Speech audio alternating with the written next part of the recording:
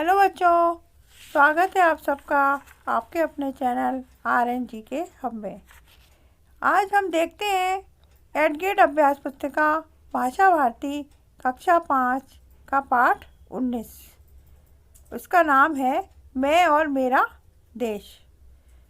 तो बच्चों, अभी तक आपने मेरा चैनल सब्सक्राइब नहीं किया है तो आप सब्सक्राइब ज़रूर कर लें। इससे मेरे आने वाले सारे वीडियो के नोटिफिकेशन आप तक सबसे पहले पहुंचेंगे। तो अपन देखते हैं इसके क्वेश्चन आंसर। तो पहला है बहुविकल्पीय प्रश्न। प्रश्न नंबर 1, युवक ने स्वामी राम तीर्थ को फल क्यों दिए?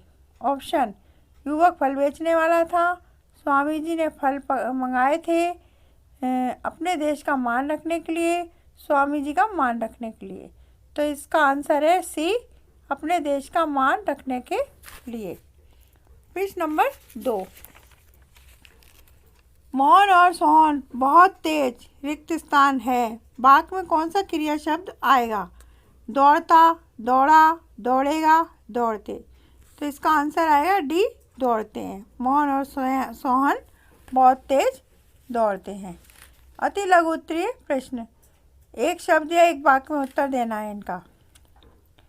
अब शब्दों का प्रयोग देश की प्रतिष्ठा को बहुत बढ़ाता है या कम करता है?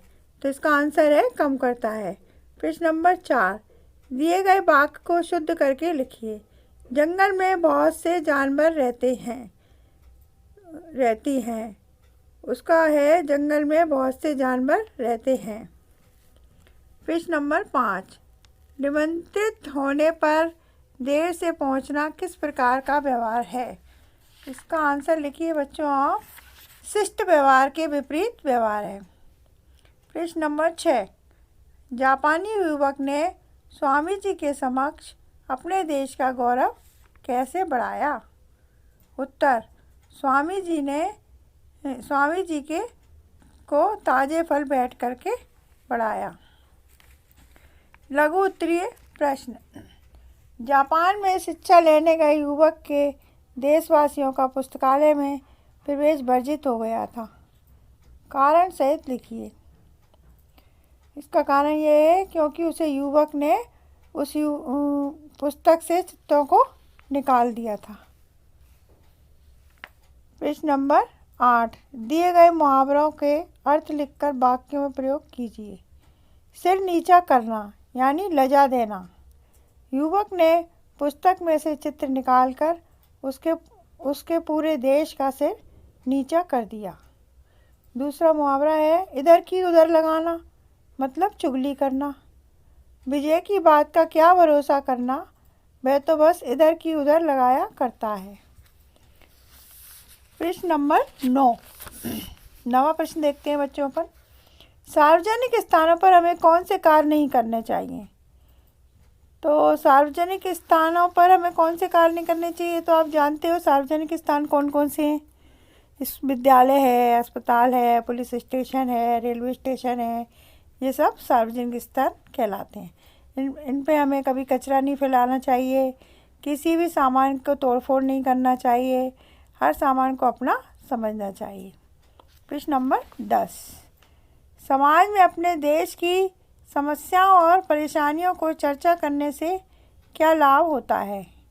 समाज में अपने देश की समस्या और परेशानियों की चर्चा करने से समाधान निकालना संभव हो जाता है।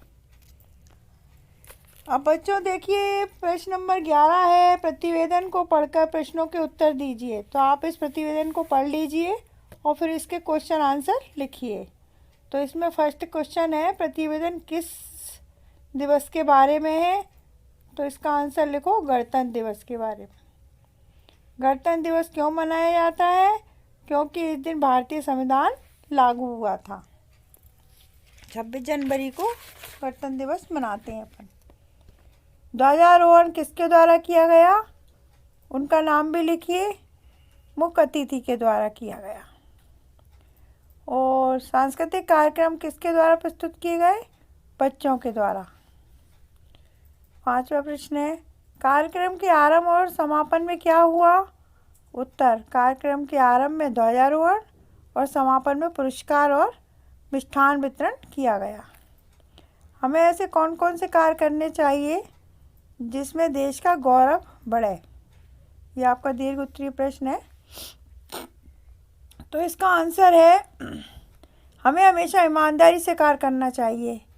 दूसरा नंबर है हमें हमारा देश के प्रति कर्तव्यपूर्ण कार्य करना चाहिए। तीसरा है राष्ट्रीय प्रतीकों का सम्मान करना चाहिए। और चौथा है सार्वजनिक स्थानों को अपना समझना चाहिए। प्रश्न 13, पाठ में दी गई पुस्तकालय की घटना को अपने शब्दों में लिखिए। उस युवक ने पुस्तकालय की पुस्तक में से चित्र निकालकर हमारे देश का सिर नीचा कर दिया। यह घटना हमें बहुत शर्मनाक लगी। तो बच्चों, आपका ये पाठ 19 पूरा हो गया है और अपन फिर से मिलते हैं अगले वीडियो में। अगर आपको वीडियो अच्छी लगी हो तो एक लाइक ज़रूर कीजिए और अपने मित्रों को भी शेयर कीजिए। ठीक है बच्चों, थैंक यू बच्चों।